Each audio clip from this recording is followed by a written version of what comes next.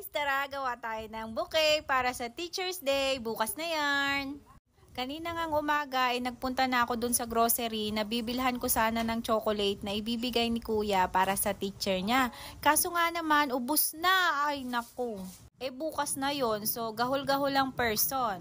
3 teacher nga lang ang gustong bigyan ni kuya ngayon. Yung kanyang teacher mula nung grade 4 hanggang ngayon na grade 6 na siya. Ang binili ko nga lang dyan ay yung Choco Mucho at saka yung stick dahil meron naman akong colored paper doon sa bahay. O, diba? Tipid yarn.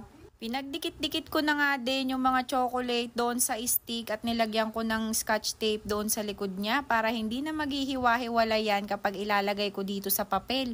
Siyempre, nanood muna ako ng tutorial niya bago ko nagawa yan. Madali lang naman gayahin. Ewan ko, para sa akin nadadalian lang ako na medyo konting hirap din. Kasi iba yung papel na ginagamit nila doon. Ewan ko, malambot yun. Kaya madali siyang i-form. Eto kasi medyo hindi nasunod yung papel. Nagkamali pa nga ako dyan dahil idinikit ko ng scotch tape itong part na to. Pero dapat pala hindi kasi ipapasok ko sa kabilang papel yan. Ay, ano ba yan? Basta panoorin nyo. Dapat pala ginawa ko na to noon pa. Tapos tumambay ako dun sa labas ng school. Baka nakabenta ako.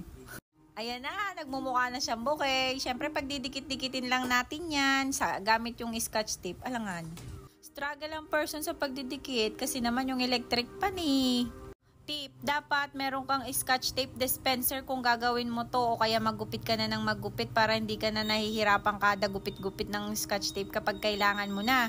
Tip number 2, dapat walang electric pan para hindi hinahangin yung papel mo, pati yung scotch tape kasi dumidikit.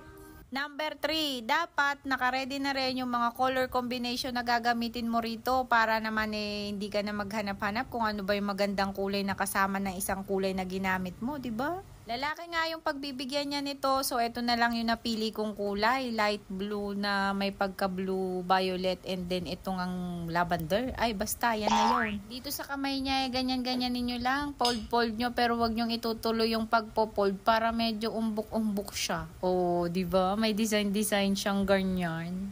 At syempre, para hindi sila maghiwa-hiwalay, gamitan nyo lang ng scotch tape.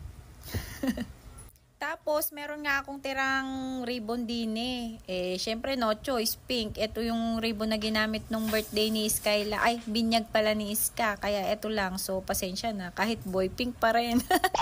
Hinabaan ko nga yan para may design-design siyang ganyan. Tapos, syempre, separate yung ribbon. Struggle is real pag sa ribbon na talaga. Ewan ko ba, ang hirap nag-ribbon-ribbon. Hindi ko yan ma-master. Kahit sa anong pilit kong masterin yan. Diyos